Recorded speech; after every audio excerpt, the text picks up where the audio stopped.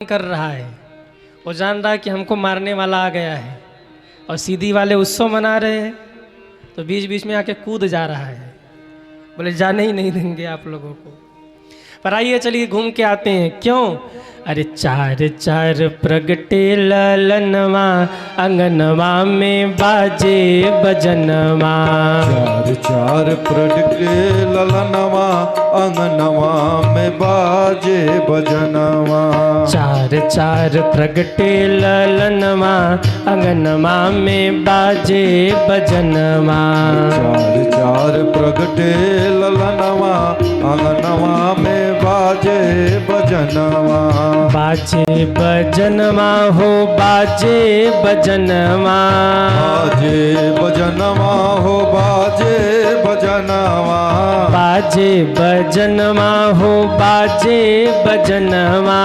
बाजे बजनवा हो बाजे बजनवा। चार चार प्रगटे ललनवा, अंगनवा में बाजे बजनवा। चार चार प्रगटे ललनवा, अंगनवा में बाजे बजनवा। सभी दोनों हाथ ऊपर करके तालियां बजाते हुए हरि बोल।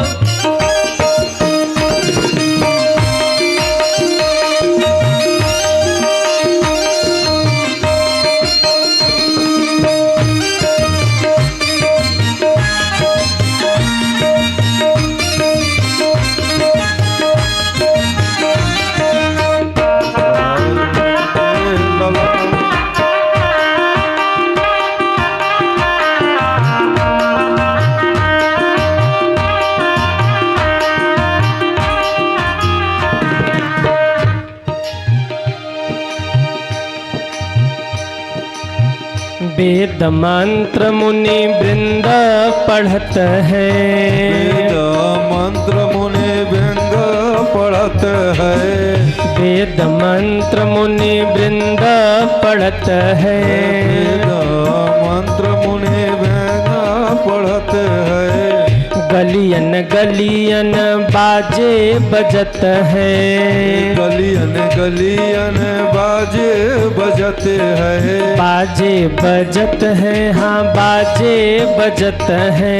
बाजे बजत है, हाँ बाजे बजत है। दशरथ जी के आंगनवा, अंगनवा में बाजे बजनवा। दशरथ जी के आंगनवा, अंगनवा में बाजत बजनवा। चार चार प्रगटे ललनवा, अंगनवा में बाजे बजनवा। चार चार प्रगटे ललनवा, अंगनवा में बाजे बजनवा। जय हो।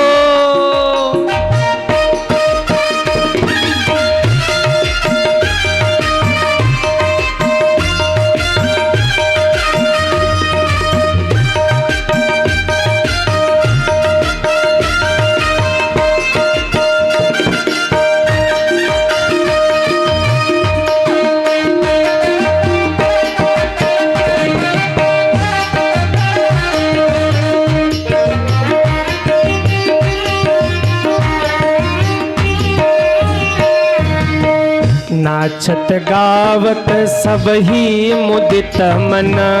नाचत गावत सब ही मुदित मन। नाचत गावत सब ही मुदित मन। नाचत गावत सब ही मुदित मन। सब ही मुदित मन, सब ही मुदित मन। सब ही मुदित मन, सब ही मुदित मन। बाजे सगरे बजनवा, अंगनवा में बाजे बजनवा। बाजे सगरे बजनवा, अंगनवा में जय हो। बजनवा। चार चार प्रगटे ललनवा, अंगनवा में बाजे बजनवा। चार चार प्रगटे ललनवा, अंगनवा में बाजे बजनवा। सभी दोनों हाथ ऊपर करिए और झूमते हुए चार चार प्रगटे ललनवा अंगनवा में बाजे बजनवा चार चार प्रगटे ललनवा अंगनवा में बाजे बजनवा चार चार प्रगटे ललनवा अंगनवा में बाजे बजनवा चार चार प्रगटे ललनवा अंगनवा में बाजे बजनवा अंगनवा में बाजे बजनवा अंगनवा में बाजे बजनवा अंगनवा में बाजे बजनवा। बोल राम लला सरकार की जय हो। अरे चार चार प्रगटे ललनवा अंगनवा में बाजे बजनवा। बड़ा आनंद हो रहा है, बड़ा उत्सव हो रहा, सब नाच रहे, गा रहे, उत्सव मना रहे, पर एक देवता थे जो रो रहे थे। कौन देवता थे? चंद्रमा। चंद्रमा रो रहे हैं। भगवान ने पूछा, चंद्रमा मैं आया, सब खुश हैं और तुम रो रहे हो?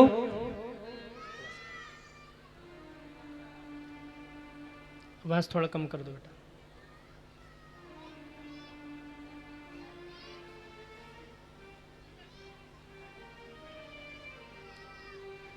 बोलिए भक्तवत्सल भगवान की। इसको थोड़ा उठा दीजिए, इसको थोड़ा सा उठा दीजिए हल्का सा।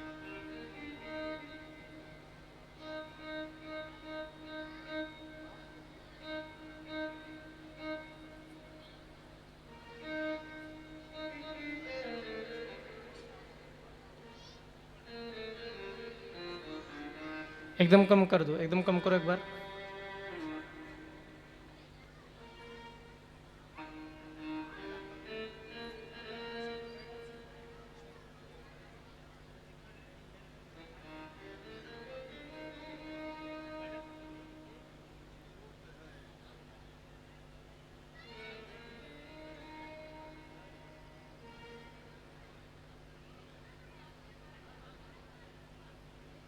हाँ बढ़ाइए थोड़ा सा,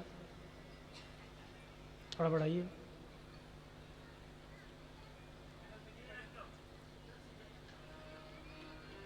हाँ बस ठीक है, रहने दीजिए, कम हुआ।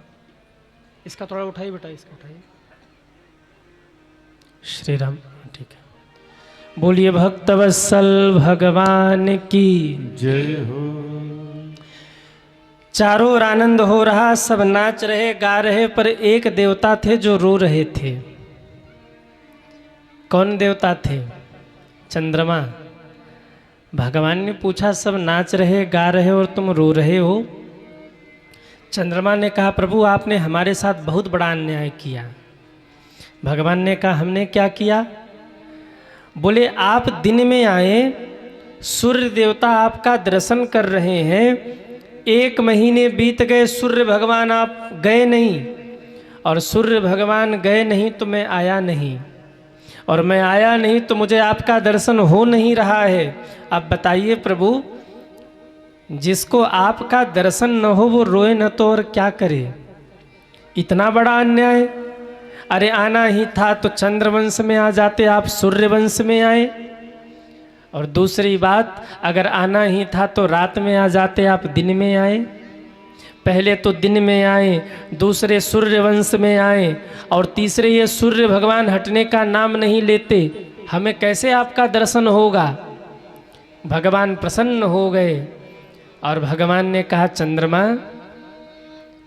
हम तुम्हें वचन देते हैं, अब की बार आए हैं तो सूर्यवंश में आए हैं और दिन के दोपहरी में आए हैं, पर अगली बार आएंगे तो चंद्रवंश में आएंगे और आधी रात को आएंगे। राम जी दिन के 12 बजे आए थे, और कन्हैया जन्माष्टमी कब मनाते हैं? रात में। तो राम जी दिन के 12 बजे और कन्हैया रात के 12 बजे। भगवान ने कहा, जाओ अगली बार चंद्रवंश में आऊँगा और रात के 12 बजे आऊँगा। चंद्रमा ने कहा, सरकार कब आएंगे? भगवान ने कहा, अभी तो त्रेता में आए हैं, अब अगली बार द्वापर में आएंगे। चंद्रमा फिर रोने लगे। भगवान ने कहा अब क्यों रो रहे हो? कहा प्रभु एक युग बाद आप आएंगे, एक युग तक मुझे इंतजार करना पड़ेगा।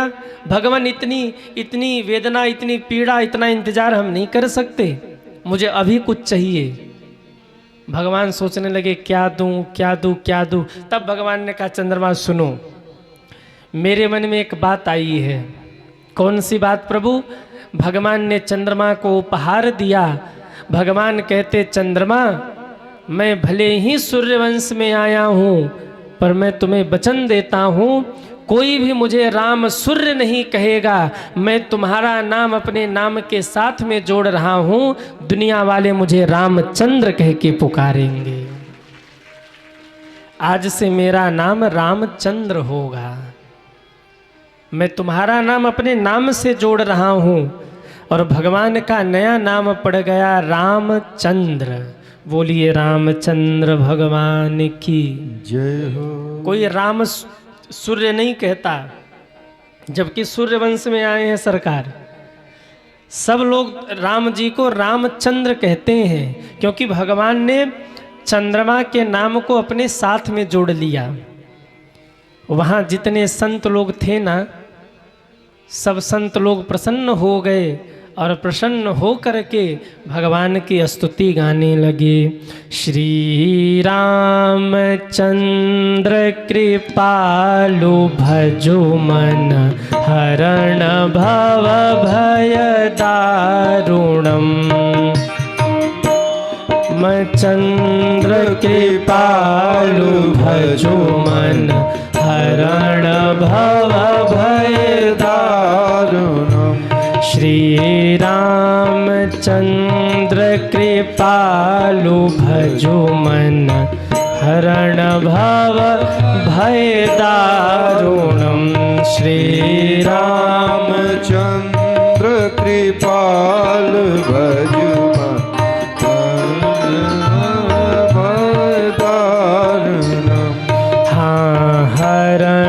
भव भय दारुणम। हरण भय भव दारुणम। भगवान का नया नाम पड़ा रामचंद्र। श्री रामचंद्र कृपालु भजो मन हरण भव भय दारुणम। भगवान का नाम पड़ गया रामचंद्र। बड़ा उत्सव हो रहा है। 1 महीने तक सूर्य भगवान आकाश मंडल में छाए ही रहे। क्यों छाए रहे? नीचे सोहर हो रहा था, कहवा ही जन्मैन राम। सूर्य भगवान कह रही लोग तो बहुत अच्छा गा रहे हैं, एक को सुन लेते हैं तब जाएंगे। तब तक एक बंद हुआ, तब तक दूसरी शुरू हो गई। राजा जी खजनवा देदा। सूर्य भगवान ने कहा इहो तो अच्छा, ये भी सुन ले फिर जाएंगे। तब तक दूसरा खत्म हुआ, तब तक बधैया बाजे आंगने में। भगवान सूर्य ने कहा ये तो उससे भी अच्छा, ये सुन ले तब जाएंगे। अच्छा, घर में लाला हो तो जो बड़े बुजुर्ग होते हैं वो गाते नहीं हैं, बस सुनते हैं, आनंद लेते हैं। गाने वाली तो माताएं होती हैं, और बूढ़ी माताएं न जाने कहाँ कहाँ से गीत संगीत ढूंढ ढूंढ के लाती हैं। हाँ, इनकी गीत संगीत कई बार तो हम सुनते हैं तो हमको खुद ही समझ में नहीं आता कि गा क्या रही हैं, पर गाती जरूर हैं। और उनके साथ 4 मैयाएं और बैठी हो ना, किसी को कुछ नहीं आता हो,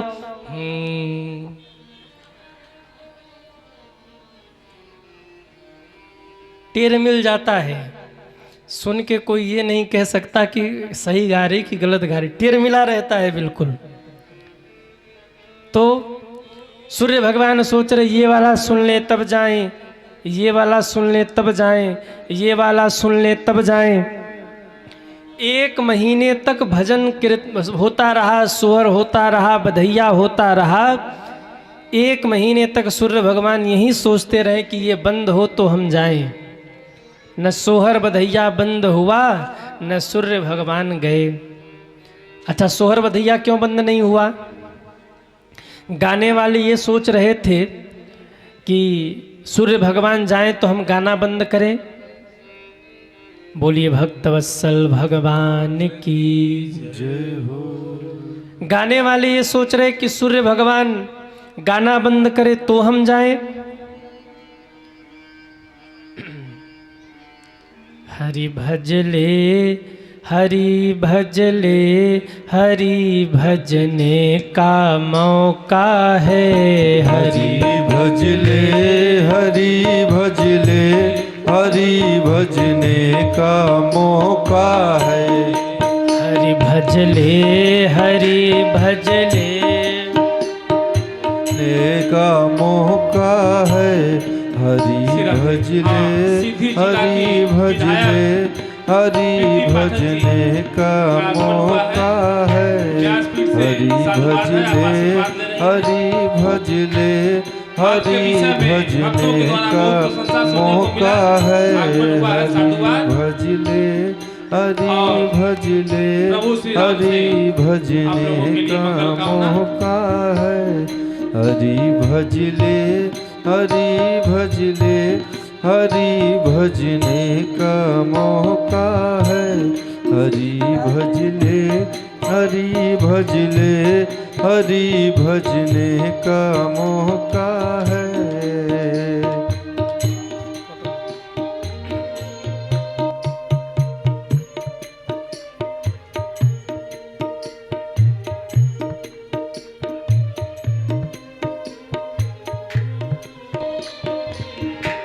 हरि भजले हरि भजले हरि भजने का मौका है। हरि भजले हरि भजले हरि भजने का मौका है। हरि भजले हरि भजले हरि भजने का मौका है। हरि भजले हरि भजले हरि भजने का मौका है। हरि भजले हरि भजले हरि भजने का मौका है। हरि भजले हरि भजले हरि भजने का मौका है। अभी भजले अभी भजले अभी भजने का मौका है। अभी भजले अभी भजले अभी भजने का मौका है। हरि भजने का मौका है। हरि भजने का मौका है। बोलिए भक्तवत्सल भगवान की जय हो। हमारे बीच में इस क्षेत्र की माननीय विधायिका जी आई हुई हैं। एक बार जोरदार तालियों से आपका स्वागत करिए। बहुत बहुत आपका स्वागत है। हम लोग कहाँ थे हम लोग? हाँ, बधैया बट रही थी। वाह। 1 महीने तक सूर्य भगवान ये सोचते रहे कि बधैया बंद हो तो हम जाएं, और नीचे वाले सोच रहे थे कि सूर्य भगवान जाएं तो हम बधैया बंद करें। न तो सूर्य भगवान गए और न तो बधैया बंद हुआ। 1 महीने का 1 दिन हो गया सज्जनों।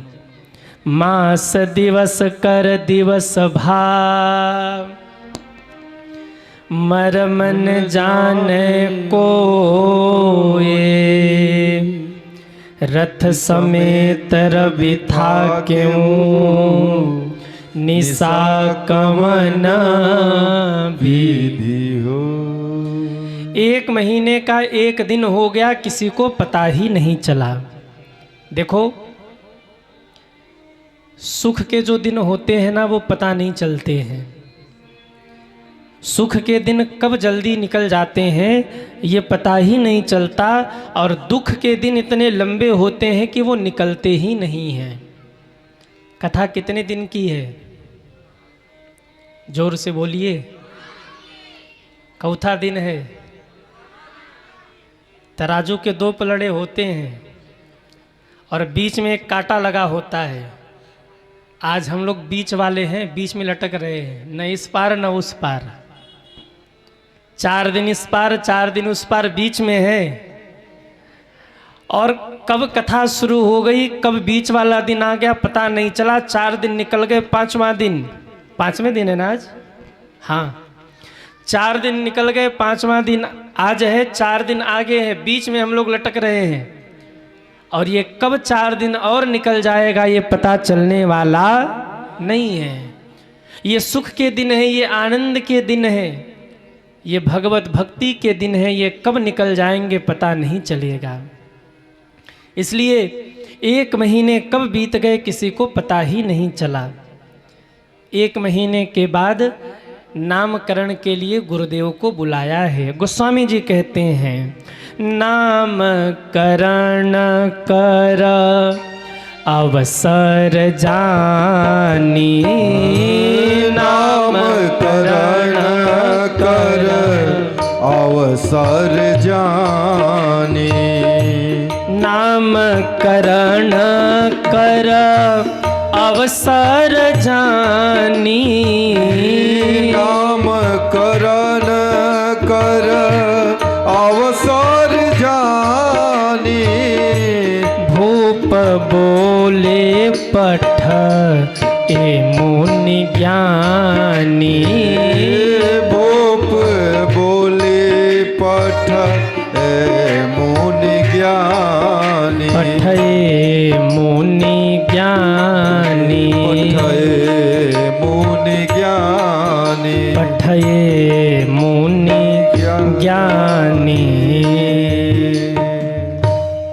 नामकरण का अवसर जान करके गुरु जी को बुलाया गया।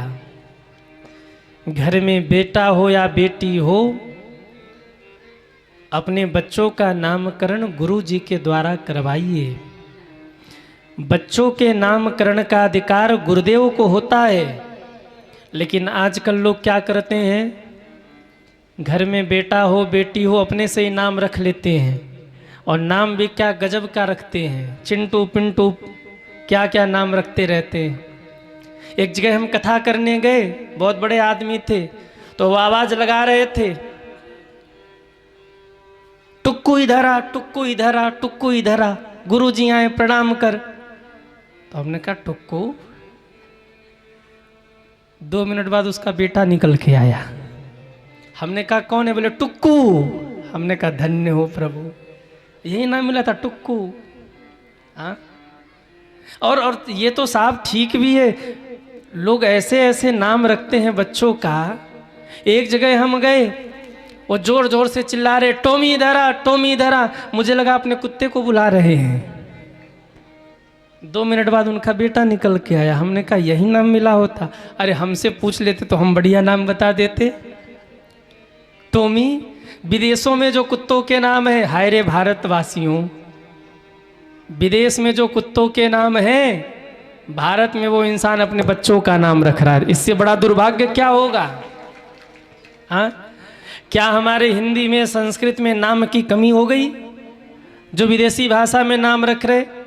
याद रखना, अंग्रेजी बहुत अच्छा है, मैं विरोध नहीं करता, अंग्रेजी में हर कार्य हो रहा है आजकल, पर जो आनंद अपनी मातृभाषा में है, जो आनंद हिंदी और संस्कृत में है, वो आनंद अंग्रेजी में नहीं है सज्जनों। हाँ, संस्कृत भाषा में किसी को गाली भी दो ना तो सुन के खुश होगा, अगर नहीं जानकारी तो वो खुश होगा। क्यों? किसी को कह दो अरे ओ ग्राम सिंह, वो सोचेगा हम ग्राम सिंह मतलब गांव का शेर, और संस्कृत में कहें तो कुत्ता। संस्कृत में कुत्ते को ग्राम सिंह कहा जाता है। अब किसी को कहो अरे ओ ग्राम सिंह, तो सोचेगा हमको ग्राम सिंह यानी गांव का शेर कह रहा है, और ग्राम सिंह का असली मतलब होता है कुत्ता।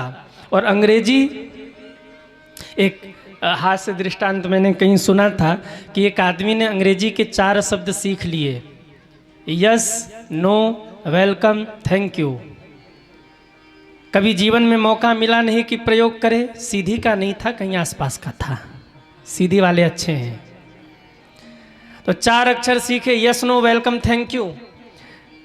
ट्रेन में गया, किसी का पर्स गुम हो गया, लोग पूछ रहे, किसी ने इसका पर्स देखा, किसी ने इसका पर्स देखा। अब ये श्रीमान जी सीख के गए थे अंग्रेजी, इनको अंग्रेजी का भूत सवार था। इन्होंने जोर से कहा यस। लोग पीछे पड़ गए, बता बता कहाँ है, बता दे। बोले नो। चार ही सीख के गए थे, yes no welcome thank you. अब कहा कहाँ है, बोले नो। बता दे, बोले नो। पीटेंगे, कहा वेलकम। लोगों ने मिलके पीट दिया, और जब पीट गया तो धीरे से बोला थैंक यू। बताओ ऐसी अंग्रेजी कहे कि काम की जो पिटवा दे। साहब हिंदी हिंदी है, संस्कृत संस्कृत है, इसका आनंद ही कुछ और है। बच्चे की जीभ लड़खड़ा रही हो बोलने में, दिमाग तेज न हो, उसको संस्कृत के श्लोक याद कराइए।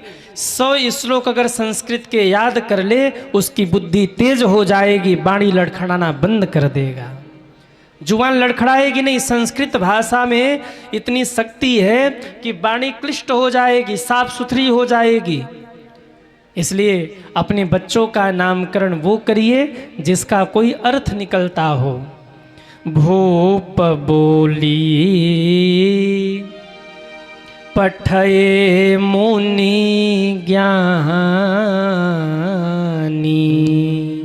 गुरुदेव को बुलाया, गुरुदेव आकर बैठे, तीनों माताएं चारों लालाओं को गोद में लेकर के बैठी।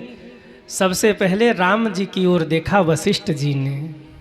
आहा, आंखों से आंसुओं की धारा बहने लगी, बाबा की समाधि लग गई। जब ब्रह्मा जी कह रहे थे ना कि आप उपरोहित स्वीकार करिए दशरथ जी का, वशिष्ठ जी ने मना कर दिया था। उपरोहित कर्म अति मंदा, ये जमाने के सारे पाप लेने पड़ते हैं, पुण्य कर्म पाप कर्म सब कराने पड़ते हैं, हम उपरोहित तो कर्म स्वीकार नहीं करेंगे। ब्रह्मा जी ने कहा था वशिष्ठ जी, बहुत बड़ा सौभाग्य आज आप जाने दे रहे हैं। क्यों? आप रघुवंश में जाकर के सूर्य कुल के उपरोहित बन जाइए, क्योंकि इसी कुल में आगे चल के रामचंद्र भगवान प्रकट होने वाले हैं। बस एक फल ये था कि भगवान प्रकट होंगे, इसलिए वशिष्ठ जी ने कहा मुझे उपरोहित स्वीकार है, मैं उपरोहित तो कर्म करवाऊंगा, क्योंकि जब ब्रह्म बेटा बन के आएंगे तो मैं उनको अपनी गोद में बिठा करके पढ़ना सिखाऊंगा, उनके हाथ को पकड़ के धनुष बाण चलाना सिखाऊंगा, इसलिए मुझे उनका गुरु बनना स्वीकार है। आज राम जी आए हैं, आंखों से आंसुओं की धारा बह रही है, वशिष्ठ जी रो रहे हैं। दशरथ जी ने कहा क्या हो गया गुरुदेव, क्यों रो रहे हैं? बोले कुछ नहीं। और मन ही मन कहते हैं महाराज क्या बताऊं, आया था इनका नामकरण करने, इनको देखने के बाद मैं तो मेरा भी नाम भूल गया। इनके नाम अनेक अनुपा, क्या मैं नामकरण करूं इनका? फिर भी गुरुदेव कुछ तो बताइए।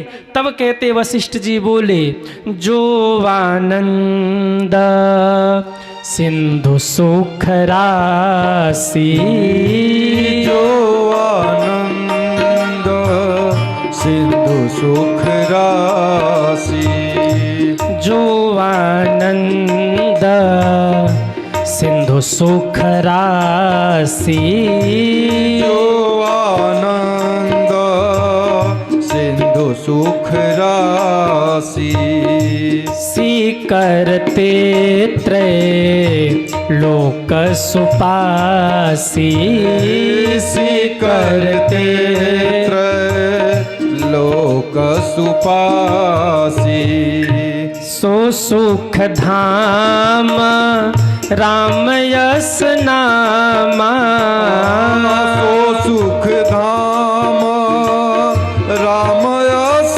नामा, अखिल लोकदायक विश्रामा, अखिल लोकदायक विश्रामा, दायक विश्रामा, दायक विश्रामा, दायक विश्रामा।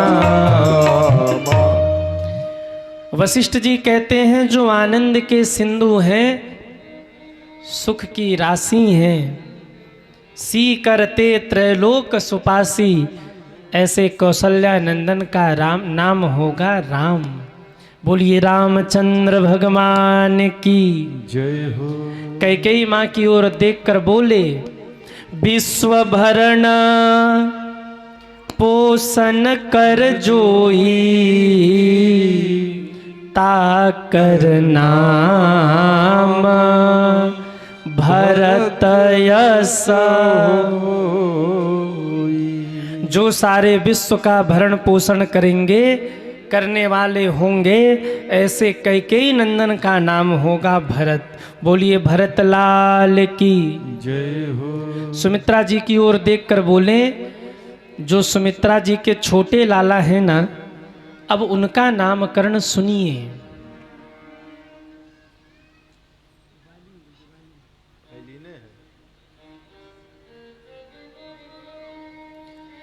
बोलिए भक्तवत्सल भगवान की जय हो। जो सुमित्रा जी के छोटे लला होंगे, जाके सुमिरन तेरे पुनासा, नाम शत्रुधन वेद प्रकाशा। जिसके स्मरण मात्र से ही शत्रुओं का हृदय कांप जाएगा, ऐसे सुमित्रा जी के छोटे लला का नाम होगा शत्रुघ्न। बोलिए शत्रुघ्न लाल की जय हो। अब कहते हैं महाराज, मैं सुमित्रा जी के बड़े बड़े जो लाला हैं उनका नामकरण करता हूं। अच्छा आप देखिए, यदि आप क्रम देखेंगे ना, तो राम के बाद भरत, भरत के बाद लक्ष्मण, और लक्ष्मण के बाद तब शत्रुघ्न का नंबर आएगा। राम के बाद भरत है, भरत के बाद लक्ष्मण है, लक्ष्मण के बाद शत्रुघ्न है। लेकिन नामकरण कैसे किया?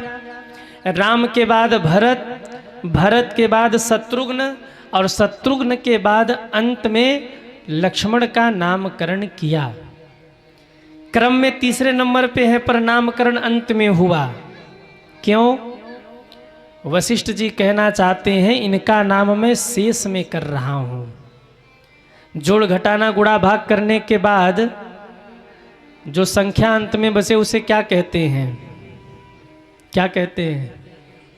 गणित पढ़ाया आप लोगों ने? अरे हाँ या ना? एक हम ही है जिन्होंने नहीं पढ़ा। संस्कृत पढ़ा, हिंदी पढ़ा, पर गणित नहीं पढ़ा। क्यों? हमको ठाकुर जी की सेवा करनी है, और ठाकुर जी के चरणों में गूढ़ा गणित नहीं चलता, इसलिए हमने गणित नहीं पढ़ा। पर आप सब तो साहब पढ़े लिखे बैठे हैं। जोड़ घटाना गुणा भाग करने के बाद जो संख्या अंत में बचे, उस संख्या को क्या कहते हैं? शेष।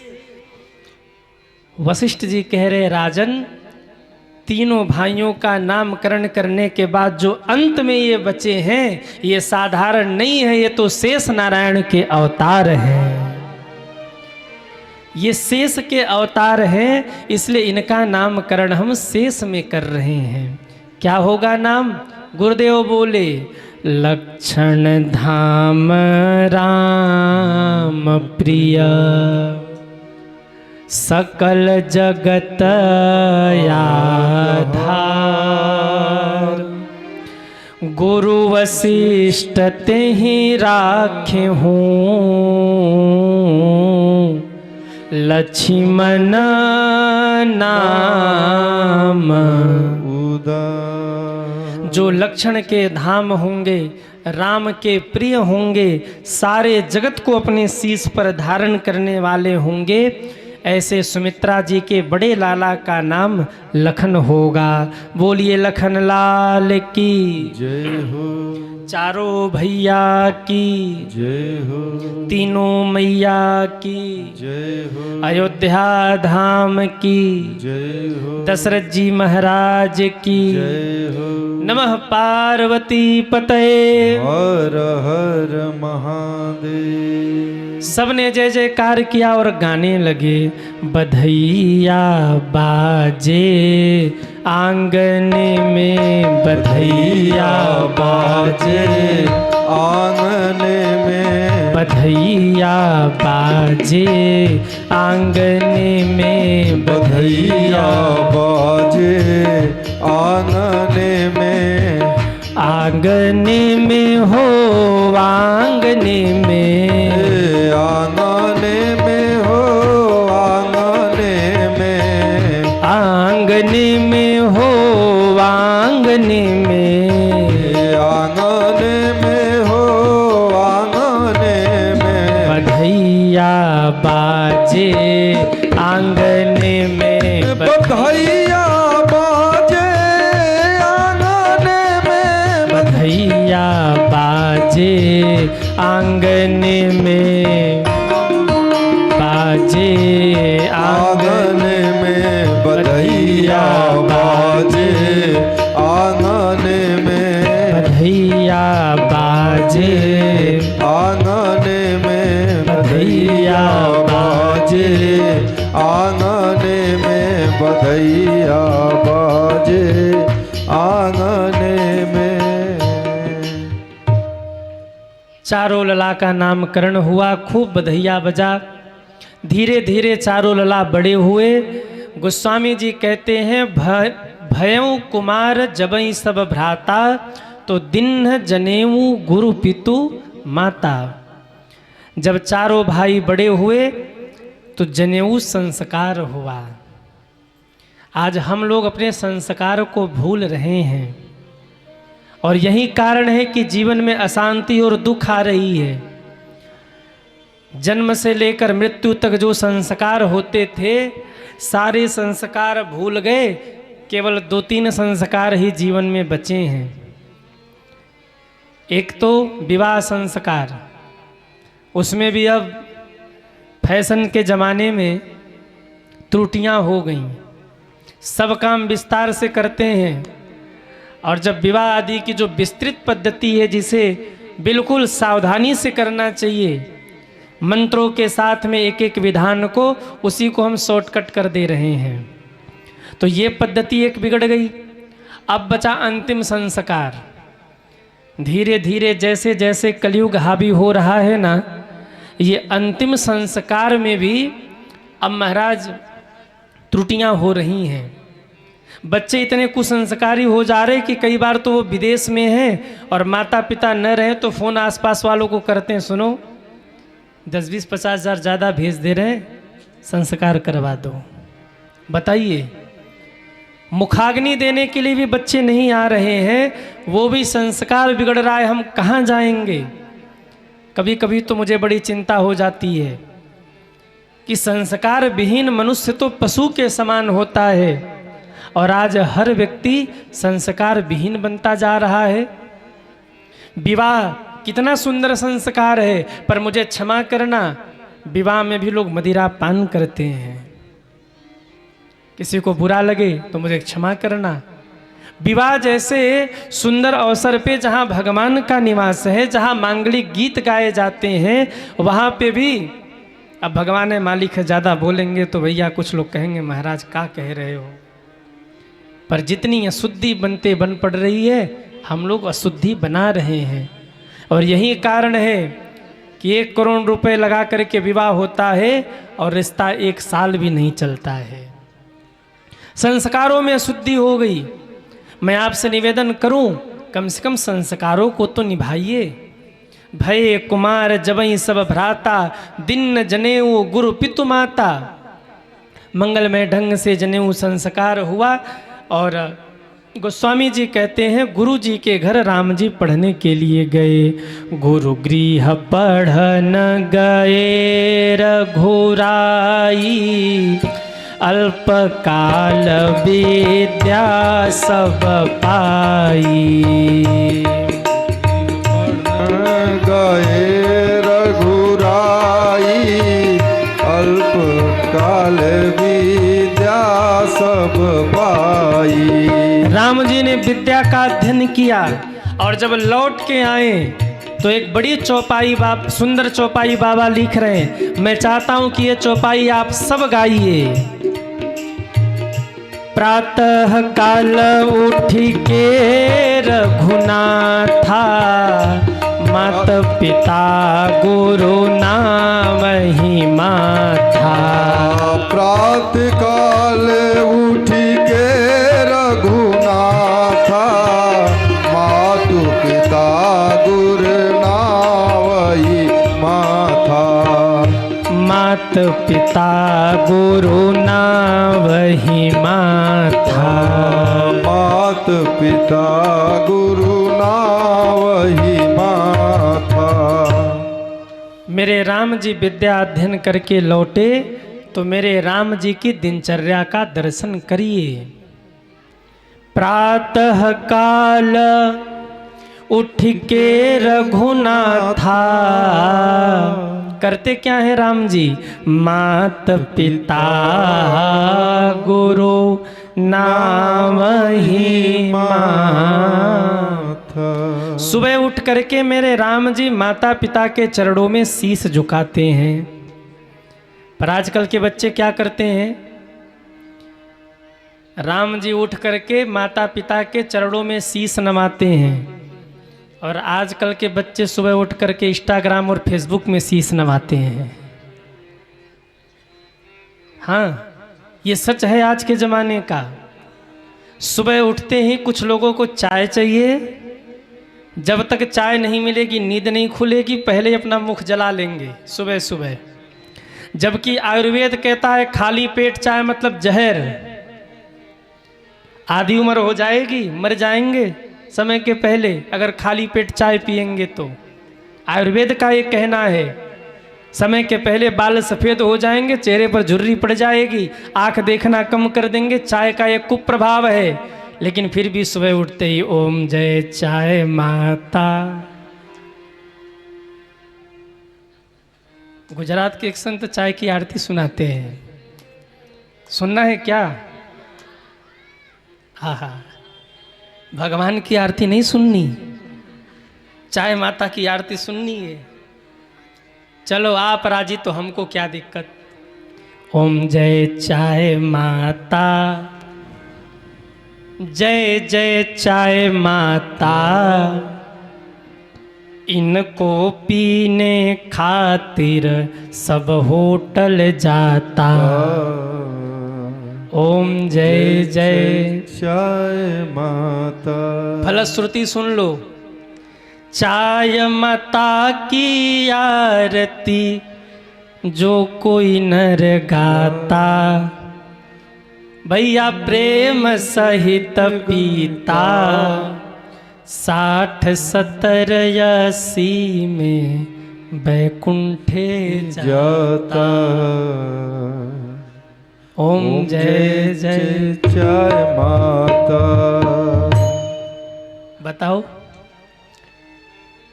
खैर कितने लोग चाय प्रेमी? हाथ उठाओ। चाय प्रेमी जो है ये मन ही मन कोस रहे होंगे, महाराज क्या कह रहे, हमारी तो छुट्टी हो जाएगी। पर ये सच है, आधे लोगों को बिना चाय पिए नींद नहीं खुलती, और महाराज जब तक चाय न मिले तब तक वो बिस्तर नहीं छोड़ते, उठते नहीं है। लेकिन चाय बहुत नुकसानदायक है स्वास्थ्य के लिए। सुबह पीना हो तो गर्म पानी पीजिए, गुनगुना पानी हल्का सा, इससे आपका स्वास्थ्य सही रहेगा। तो आजकल के बच्चे क्या करते हैं? बोले सुबह उठते ही मोबाइल दर्शन करते हैं। पर राम जी प्रातः काल उठ के रघुनाथा, मात पिता गुरु नाम ही माथा। यहाँ जितने माता पिता बैठे हैं मैं निवेदन करूं, अगर आप चाहते हैं कि आपके बच्चों का भविष्य अच्छा हो तो अपने बच्चों को प्रणाम करने की आदत डलवाइए। आपके बच्चे अगर सुबह उठ करके माता पिता गुरु के चरणों में, दादा दादी के चरणों में, बड़े बुजुर्गों के चरणों में प्रणाम करेंगे ना, तो 4 चीज उनके जीवन में अपने आप बढ़ जाएगी। आयु, विद्या, यश और बल। जो बच्चे भी बड़े बुजुर्गों को सुबह उठ के प्रणाम करते हैं उनके जीवन में आयु, विद्या, यश और बल ये चारों अपने आप बढ़ जाता है, आशीर्वाद से संभव हो जाता है। अपने बच्चों को प्रणाम करने की आदत डलवाइए। सुबह सुबह उनको बताइए बेटा प्रणाम करना चाहिए माता पिता के चरणों में, बेटा प्रणाम करना चाहिए दादा दादी के चरणों में, प्रणाम करना चाहिए संतों सद्गुरुओं के चरणों में, क्योंकि जिनके बच्चों के सिर अपने से बड़े बुजुर्गों के चरणों में झुके रहते हैं ना, उनके सिर को दुनिया में कोई झुका नहीं सकता, उसका सिर समाज में ऊंचा ही रहता है। बच्चों को सिखाइए बेटा प्रणाम किया करो दादा दादी को, प्रणाम किया करो गुरु जी को, प्रणाम करने से तुम्हारे जीवन में यश बढ़ेगा। और देखो एक बात मैं और कहूं, यदि आप चाहते हैं कि सुबह उठ करके बच्चे आपको प्रणाम करें ना, तो सबसे पहले आपको करना पड़ेगा। बच्चे सिखाने से नहीं सीखते, बच्चे देख करके सीखते हैं। वो देखते हैं कि आप क्या कर रहे हैं, बच्चे वही करने लग जाते हैं। मैं कई बार देखता हूँ माताएं आती हैं प्रणाम करती हैं, माताओं से बच्चों का बड़ा लगाव होता है। माँ आके प्रणाम कर रही है, बच्चा देखता है कि अच्छा गुरुजी को माता जी प्रणाम कर रही, हम भी प्रणाम कर लें, वो भी झुक के प्रणाम करता है। और कई बार देखने को मिलता है माता जी प्रणाम कर नहीं रही और बच्चे को कह रही तू प्रणाम कर, और वो रख के अपनी अलग दुविधा लेके खड़ा है। क्यों? कभी देखा ही नहीं। आप चाहते हो कि बच्चा प्रणाम करे तो सबसे पहले आप प्रणाम करना शुरू करिए। 4 दिन देखेगा माता जी अरे दादी को प्रणाम कर रही, दादा को प्रणाम कर रही, घर में जो श्रेष्ठ है माता जी उनको प्रणाम कर रही। 5वें दिन बच्चा भी जाएगा और पैर छू करके प्रणाम करेगा। आजकल के माँ बाप क्या करते हैं, बच्चों कहते तू पढ़ और खुद सीरियल लगा के बैठ जाएंगे। सास भी कभी बहू थी। अब बच्चा पढ़ेगा कि सीरियल देखेगा, कहिए? अब बच्चे कह रहे तू पढ़, नहीं पढ़ेगा। आप सुंदरकांड पढ़ना शुरू करिए। 1 दिन 2 दिन 3 दिन 4 दिन 5वें दिन बच्चा भी आएगा, बगल में बैठेगा। जामवंत के वचन सुहाए, सुनी हनुमंत हृदय अति भाए, जय हनुमान ज्ञान गुण सागर। आप पढ़ना शुरू करिए, बच्चा शुरू कर देगा। आप लड़ाई झगड़ा करना शुरू करिए, बच्चा लड़ाई झगड़ा करना शुरू कर देगा। आप जो करिएगा वो बच्चा करेगा। और मैं एक बात और कह दूं, आज बच्चे बिगड़ रहे हैं, इसके पीछे 90% जिम्मेदारी माताओं की है, क्योंकि माता ही निर्माता होती हैं। भाई लोग तो घर के बाहर रहते हैं, समय समय पर घर में आते हैं, पर 24 घंटे अगर बच्चा किसी के पास रहता है तो वो माँ के पास रहता है। माँ छोटी छोटी गलतियों को जब नज़रअंदाज करती है तो वही गलती एक दिन बड़ी बन जाती है। इसलिए जितने भी भाई लोग और माताएं यहाँ बैठे, मैं निवेदन करूं, कितने लोग चाहते बच्चे संस्कारी हो जाएं, वो हाथ उठाइए। एक काम करना, क्या करना है? बोले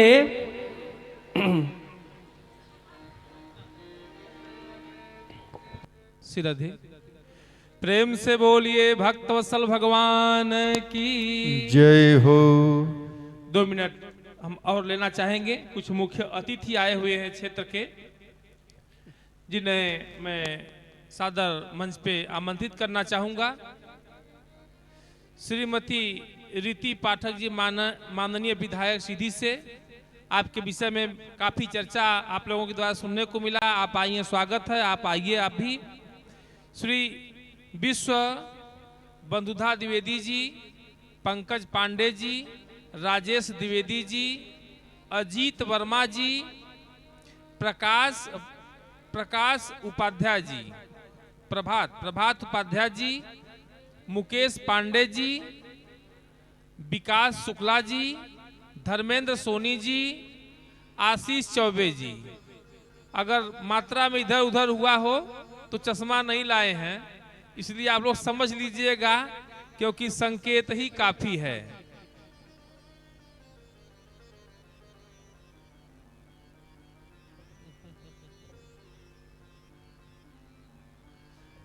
जिन माननीय लोगों का नाम लिया गया है, सभी लोग आ जाएं। व्यासपीठ से आशीर्वाद पूज्य महाराज जी के द्वारा। यह तो पारिवारिक कथा है, जब समिति की होती बहुत विशाल कथाओं का आयोजन होता रहता है हमेशा व्यास जी का। यहाँ भी इतना भव्य और उत्तम आयोजन हुआ है।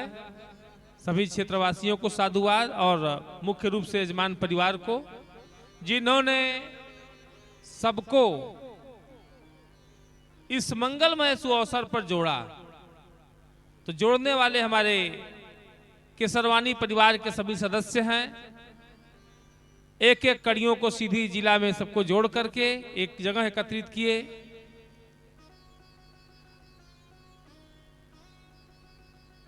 और यह सब मंगलमय कार्यक्रम हमारे प्रभु श्री राम जी की मंगलमय कृपा का परिणाम है। भगवान स्वयं चाहे हैं तो कथा हो रही है।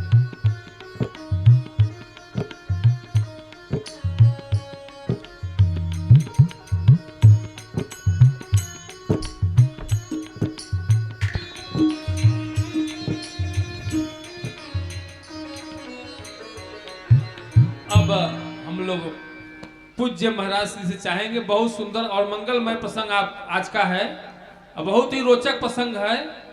आप लोग एकदम शांति पूर्वक बैठे रहें, पूज्य महाराज श्री के मुखार बिंदु से प्रभु की परम मंगलमयी कथा श्रवण करें। श्री राम।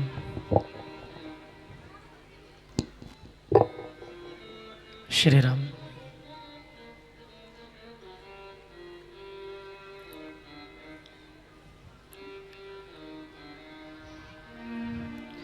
बोलिए भक्तवत्सल भगवान की जय हो।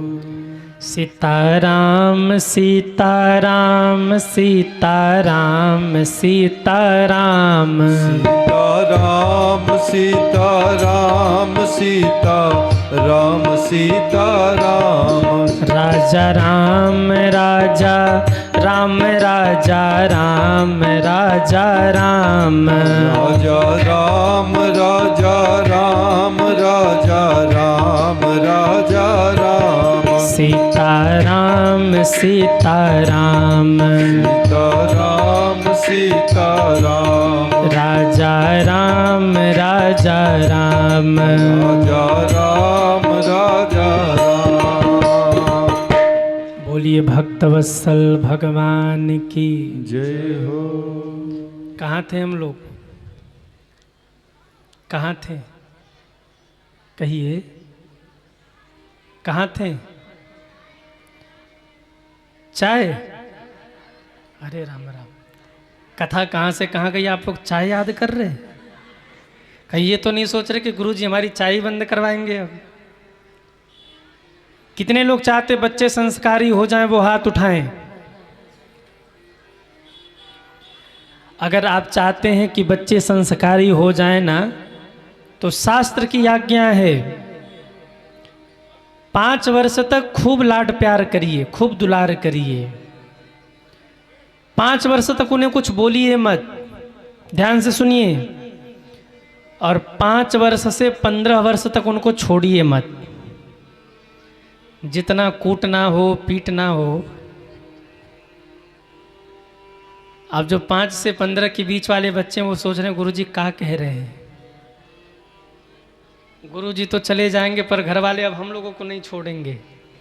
पर शास्त्र कहते हैं 5 वर्ष से 15 वर्ष के बीच में जो सिखाना हो, पढ़ाना हो, जिस ढांचे में आपको ढालना हो, जिस कसौटी में कसना हो कस लीजिए। 5 वर्ष तक बोलिए मत, 5 से 15 वर्ष तक छोड़िए मत। जितना साँचे में ढालना हो, संस्कार की कसौटी पे कसना हो कस लीजिए। और 15 वर्ष के बाद फिर उनको बोलिए मत। 15 वर्ष के बाद उनके साथ मित्रवत व्यवहार करिए, क्योंकि 15 वर्ष के बाद बच्चे समझदार होने लगते हैं। 5 से 15 के बीच में ऐसा संस्कार उनके भीतर भर दीजिए कि वो संस्कार जीवन भर उनके काम आए और वो कभी कुमार्गगामी ना हो। 15 वर्ष के बाद उन पर दृष्टि रखिए। कोई गलती करते हैं तो मित्रवत बिठा करके समझाइए। जब पिता के पैरों की पादुका, पिता के पैरों का जूता बेटे के पैर में आने लगे तब उस समय से मारना पीटना बंद कर दीजिए। उस समय केवल मित्रवत उनको बिठा करके समझाइए, क्योंकि फिर स्वाभिमान टकराएगा उनका। वो समझाने फिर मारने पीटने से सुधरने वाले नहीं हैं। 5 से 15 वर्ष के बीच में आपको जितना जो करना है आप कर लो। अब इसका मतलब ये नहीं कि पति पत्नी का झगड़ा हो सारा गुस्सा बच्चे पर धम, ये भी नहीं करना है। 5 से 15 वर्ष के बीच में अगर वो कुसंस्कारी हो रहे हैं तो उनको कसिए संस्कार की कसौटी पर। आप प्रणाम करिए, बच्चे भी प्रणाम करेंगे। बच्चे देख करके सीखते हैं, बच्चे सुन करके नहीं सीखते हैं। आज हर माँ बाप का यही कहना है, गुरुजी बच्चा बात नहीं मान रहा है, बच्चा बात नहीं सुनता है। अरे सुनेगा कैसे? संस्कार दिया ही नहीं। उसे संस्कार की कसौटी में कसिए। उसे बताइए राम कौन है, कृष्ण कौन है। उसे बताइए नवरात्रि क्या है, शिवरात्रि क्या है। उसे बताइए रामनवमी क्यों मनाते हैं। उन्हें राम कृष्ण के बारे में बताइए। हमारी शिक्षा पद्धति बड़ी अव्यवस्थित है सज्जनों। ऐसे विधर्मियों को पढ़ाया जाता है जिन विधर्मियों ने केवल भारत को लूटा है। अरे ऐसे सूरवीरों को पढ़ाया जाना चाहिए। शिवाजी महाराज, स्वामी विवेकानंद, महारानी लक्ष्मीबाई, महाराणा प्रताप, ऐसे सूरवीरों को पढ़ाया जाना चाहिए। राम और कृष्ण की गाथा पढ़ाया जाना चाहिए ताकि हमारे घर के बच्चे राम कृष्ण बन सके, हमारे घर की बेटियां महारानी लक्ष्मीबाई बन सके, सती सावित्री बन सके। पर वो हम पढ़ाते ही नहीं हैं। स्कूल में नहीं पढ़ाया जाता, कोई बात नहीं। मैं आप सब से निवेदन करूं, घर में अपने बच्चों को इन सब महापुरुषों के बारे में बताइए। सच कह रहा हूं, माँ बाप को ही पूरी जानकारी नहीं होगी। स्वामी विवेकानंद के बारे में वो पूरी तरीके से नहीं जानते। हमारे यहाँ भगत सिंह के बारे में, स्वामी विवेकानंद के बारे में, महाराणा प्रताप, शिवाजी महाराज, इन सब महापुरुषों के बारे में हम खुद ही नहीं जानते तो बच्चों को कहाँ से बताएंगे। और यही कारण है कि बच्चे कुमार्गगामी हो रहे हैं। उनको खूब ऊंचाई पर पहुंचाइए, पर राम कृष्ण के बारे में अगर आप बताए रहेंगे, अगर आप महापुरुषों के बारे में उनको बताते रहेंगे तो उनकी जीवन शैली सुधरी रहेगी। उनको श्रवण कुमार की कथा सुनाइए ताकि वो माँ बाप की सेवा कर सके। और देखो, अगर हो सके ना तो बच्चे जहाँ रहते हैं उनके कक्ष के बाहर या कक्ष के भीतर एक चौपाई लिख करके आप टंगवाइए। प्रातः काल उठ के रघुनाथा, मात पिता गुरु ना वही माथा। अर्थ सहित इस चौपाई को लिखवा करके उनके घर के जहाँ वो रहते कमरे में भीतर या बाहर रखवाइए, टंगवाइए उसको। ऐसी जगह उसको लिखवाइए, सोते उठते चलते फिरते जागते बच्चों की दृष्टि उस पर पड़े। और जब 10 दिन तक लगातार बच्चे वहीं पढ़ेंगे, सुबह उठ करके राम जी माता पिता के चरणों में प्रणाम करते हैं, तो 11वां दिन आपका बच्चा उठ करके आएगा और आपके भी चरणों में प्रणाम करेगा। सज्जनों, बच्चे देख करके सीखते हैं। माँ बाप का जीवन सुधरा होगा तो बच्चों का भी जीवन सुधरा होगा। पर आज माताजी पिताजी तो रहे नहीं, आज तो मोम डैड हो गए ना। क्या हो गए आजकल? Mom dad. इधर कौन है, माताजी पिताजी की मोम डैड कि मम्मी पापा? Mummy papa. पुराने ज़माने में माताजी पिताजी होते थे, फिर हम थोड़े से पढ़े लिखे हो गए। पहले माई बाबूजी होते थे। लोग कहते थे अरे माई जरा भोजन निकालना, अरे माई जरा भोजन कराना, अरे माई हमें ये दुख है, ये तकलीफ, माई और बाबूजी कहते थे। फिर थोड़े से पढ़े लिखे हो गए तो माताजी पिताजी कहने लगे, चलो वो ठीक था। फिर थोड़े से पढ़े लिखे हो गए तो विचित्र स्थिति हो गई, मम्मी पापा कहने लगे। अच्छा, मम्मी पापा का मतलब क्या है? किसी मृतक व्यक्ति के शरीर को अगर सुरक्षित केमिकल लगाकर कहीं रख दिया जाए तो उसके ऊपर स्टिकर लगता है मम्मी, ये फलाने व्यक्ति की मम्मी, यानी डेड बॉडी, मृतक शरीर, उसे मम्मी कहा जाता है। और यहाँ बाहर अंग्रेजी माँ मम्मी हो गई, जीते जी ही मार दिया। और पिताजी क्या हो गए? पापा हो गए। पापा मतलब संस्कृत में राम का रूप पढ़ेंगे ना आप, तो राम के रूप में रामः रामो रामा, ऐसे ही पाप का रूप पढ़िए संस्कृत में तो पापः पापो पापा, मतलब छोटा माँ पाप नहीं, बड़ा वाला पाप। माताजी मम्मी हो गई और पिताजी पापा हो गए। अपने बच्चों को माताजी और पिताजी कहने की आदत डलवाइए, मम्मी पापा नहीं। एक बार हमने अपनी माताजी को ऐसे ही कह दिया कि मम्मी जरा भोजन निकालो। दादी ने बुलाया, कान पकड़ा, बोले क्या कहा? बोले मम्मी। हमने कहा मम्मी का, उन्होंने कहा मम्मी का मतलब? हमने कहा हमें नहीं पता। तो दादी ने उस समय कान पकड़ के बताया था, मम्मी यानी मुर्दा, पापा यानी पाप। उसी दिन से हमने अपनी डायरी से ये 2 शब्द डिलीट कर दिया। बोले बस अब हमारी मेमोरी में मम्मी और पापा नहीं रहेंगे, माताजी पिताजी कहिए। अच्छा चलो ठीक है, मम्मी पापा तक भी मान लिया कि कुछ ठीक है, मॉडल है। हद तो तब हो गई जब पढ़ लिख करके मम्मी पापा को मोम डैड बना दिया।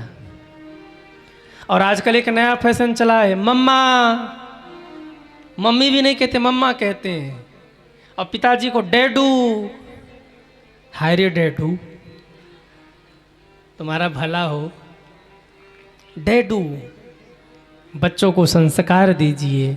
याद रखिए, कार नहीं दिया तो आपका बच्चा 2-5 दिन रोएगा, और आपने अपने बच्चों को संस्कार नहीं दिया तो आपका बच्चा जीवन भर रोएगा, जीवन भर रोएगा। ताली नहीं बज रही है आपकी? 1-2 ऐसे धीरे से सोच रहे क्या करें। अच्छा, हमसे सहमत है कि नहीं? अरे हाँ या ना? आपके बच्चे संस्कारी हो जाएंगे तो शशिकांत महाराज को क्या मिलेगा? कुछ नहीं है? ट्रैफिक ही मोड़ दिया पूरा। वाह, आपके बच्चे संस्कारी होंगे तो हमको चाय मिलेगा? क्या बात करते हैं साहब, खतरा हो जाएगा ऐसे इमरजेंसी ब्रेक लगाओगे तो। आपके बच्चे संस्कारी हो जाएंगे तो हमें तो कुछ नहीं मिलेगा, पर इतना संतोष जरूर होगा कि मैंने निष्ठा के साथ जो कथा गाई थी उस कथा की दक्षिणा मुझे मिल गई। आज वृद्धाश्रमों के निर्माण हो रहे हैं, माता पिता को वृद्धाश्रम भेजा जा रहा है। सोचिए, अभी कलयुग प्रारंभ ही हुआ है, कुछ ही दिन बीते हैं, 5-7 हजार वर्ष हुए कलयुग को आए। जब अभी ये स्थिति है तो आगे क्या स्थिति होगी? इसलिए अपने बच्चों को संस्कार दीजिए।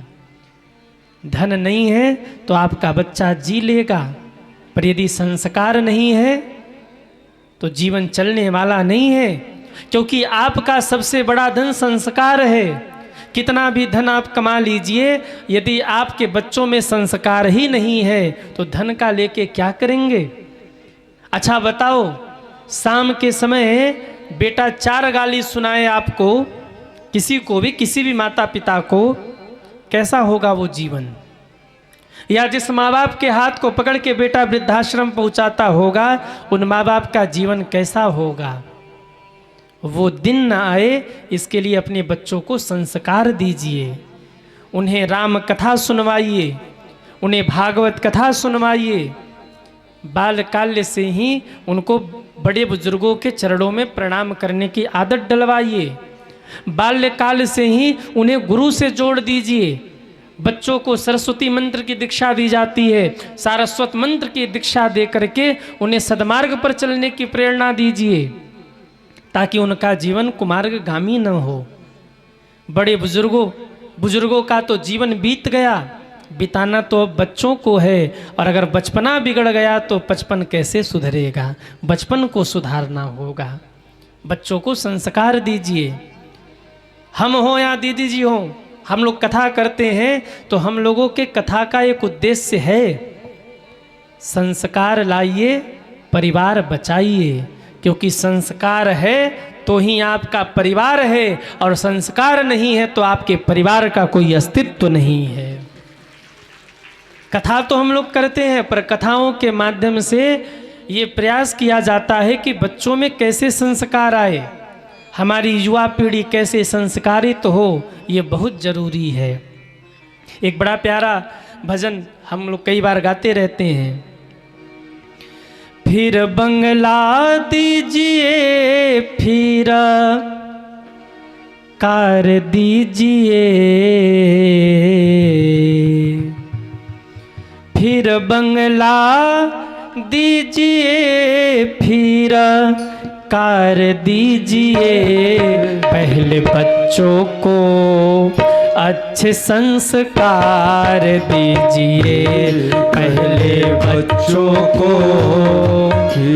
संस्कार दीजिए, पहले बच्चों को अच्छे संस्कार दीजिए, पहले बच्चों को अच्छे संस्कार दीजिए, फिर बंगला दीजिए, फिर कार दीजिए, फिर बंगला दीजिए, फिर कार दीजिए, पहले बच्चों को अच्छे संस्कार दीजिए, पहले बच्चों को अच्छा संस्कार दीजिए, पहले बच्चों को अच्छे संस्कार दीजिए, पहले बच्चों को अच्छा संस्कार दीजिए, अच्छे संस्कार दीजिए, अच्छे संस्कार दीजिए, अच्छे संस्कार दीजिए, अच्छे संस्कार दीजिए, फिर बंगला दीजिए, फिर कार दीजिए,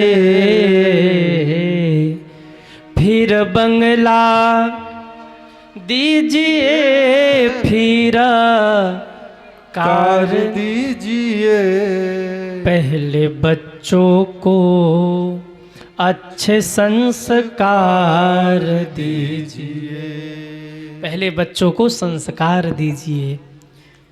और देखिए संस्कार कैसा हो, संस्कार कैसा हो, एक संस्कार वो भी होता है जो सुबह शाम बच्चे माँ बाप को गाली सुनाते हैं, और एक संस्कार ये भी है कि बच्चे अपने माता पिता को बिठा करके राम कथा का श्रवण रसपान करवा रहे हैं। एक ये भी संस्कार है।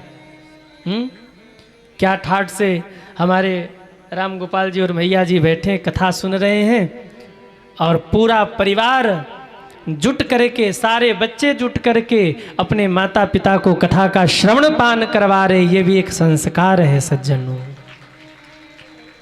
आजकल के बच्चे अपने माँ बाप को गाली सुनाते हैं। जब पहले दिन हम आए तो हमारे श्री राम गोपाल जी ने कहा कि गुरुजी चारों धाम कराए आप। बच्चों ने चारों धाम करा दिए, तीर्थों का भ्रमण हो गया। अब कथा, ये कथा सुनना बाकी रह गया था, अब ये भी पूरा हो रहा है। और इससे बड़ी सौभाग्य की क्या बात होगी, जीते जी माता पिता अपने कानों से कथा सुन रहे हैं, परिवार के जितने बच्चे हैं, जितनी बहुएं हैं, बेटियां हैं, पूरा परिवार माता पिता को कथा श्रवण करवा रहा है। इससे बड़ी सौभाग्य की और क्या बात हो सकती है। लोग गलती क्या करते हैं, जब माता पिता नहीं रहते तो फोटो पे माला चढ़ा करके बच्चे माँ बाप को कथा सुनवाते हैं, पर माता पिता अपने कानों से सुन रहे हैं। ये सार्थकता है सज्जनों। भगवान अगर कभी आपको भी धन देना तो ये मत सोचना कि कभी और कथा करवाएंगे। अगर माँ बाप हों तो उनके जीते जी ही उनको कथा सुनवा करके उनके जीवन को धन्य धन्य कर देना सज्जनों। इससे पितृ प्रसन्न होते हैं। आज जब ये आयोजन हो रहा है ना, तो पितृ लोग अपने पितृलोक में बैठे होंगे और उनके आँख से भाव के आंसू बह रहे होंगे और वो मन ही मन ये सोच रहे होंगे, आज मेरी संतानों ने मुझे धन्य धन्य कर दिया। क्यों? जब आप इस मृत्यु लोक में कोई धर्म करते हैं ना, तो देवता प्रसन्न होते हैं और देवता पितृलोक जा कर के कहते हैं कि भाई ये किनकी संतानें हैं, कौन ये धर्म कर रहा है। तो जिनकी संतानें धर्म कर रही होती हैं, बाजा गाजा बजाकर माला पहना करके देवता उनके पितरों का स्वागत करते हैं। और जब देवलोक में पितरों का स्वागत होता है तो वो पितृ दोनों भुजाओं को उठा के आशीर्वाद देते हैं, बेटा तुम दिन दुना रात चौगुना तरक्की करो, सदैव प्रसन्न रहो। क्यों? तुमने धर्म का काम करके आज स्वर्ग में मेरा मान बढ़ा दिया है, दिन दुना रात चौगुना तुम तरक्की करो। और जब पितरों का आशीर्वाद आके लगता है ना, तब जीवन में सुख शांति समृद्धि आती है। पितृ संतुष्ट होते हैं तो जीवन धन्य धन्य होता है।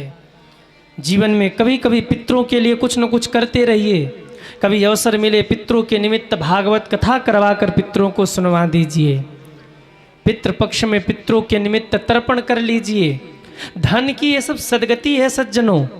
काशी जी गया जी जाकर पिंडदान कराइए, श्राद्ध करिए, पितरों के निमित्त धार्मिक अनुष्ठान करिए। इससे आपके पितृ प्रसन्न होंगे और उनका आशीर्वाद आकर के आपको लगेगा। केवल धन कमा के खा के मर गए, ये जीवन की सार्थकता नहीं है। अरे कुछ धन कमा के ऐसा करिए कि आप भी आनंदित होइए, पूरा क्षेत्र आनंदित हो और पितृलोक में बैठे पितृ भी प्रसन्न हो जाएं और उनकी प्रसन्नता दुआ के रूप में आकर आपको लगे और आपका जीवन धन्य धन्य हो सज्जनों, धन्य धन्य हो। राम जी उठ करके सुबह सुबह माता पिता के चरणों में प्रणाम करते हैं।